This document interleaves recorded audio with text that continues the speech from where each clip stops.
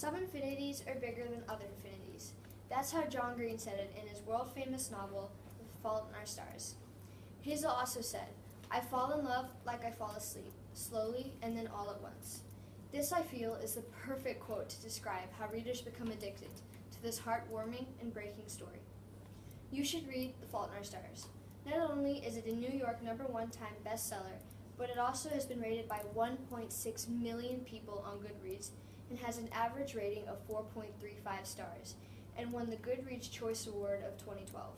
It has also been made into a major motion picture. Interesting points that make this book a must-read.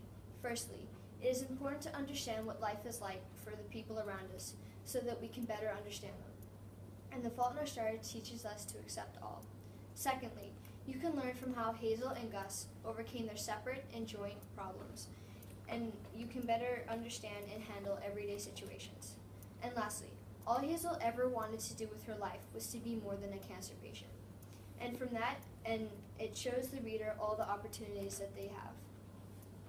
Yes, I know that we all understand each other at a level, but is this understanding correct?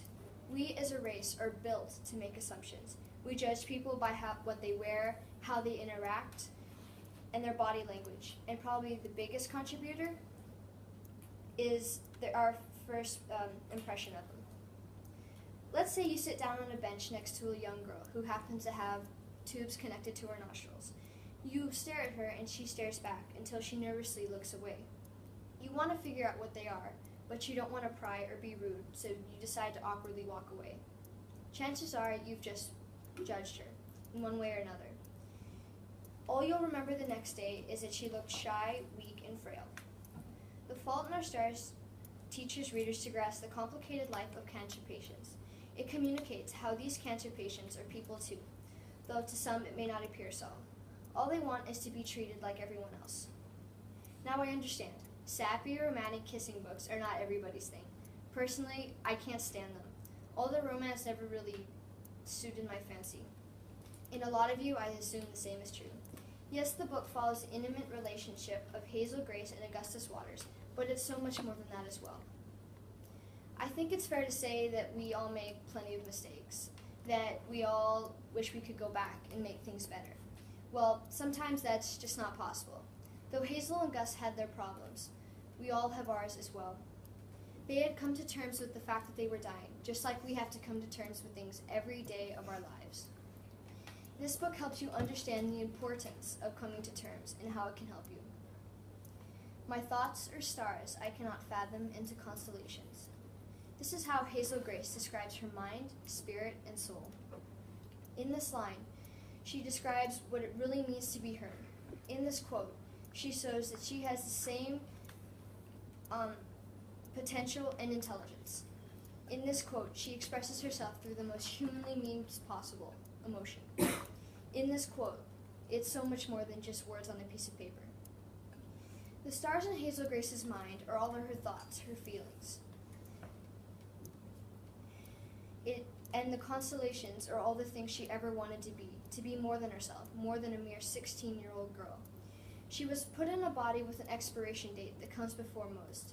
There's nothing she can do to change that, but instead she tries to do everything she can and do more before that date comes.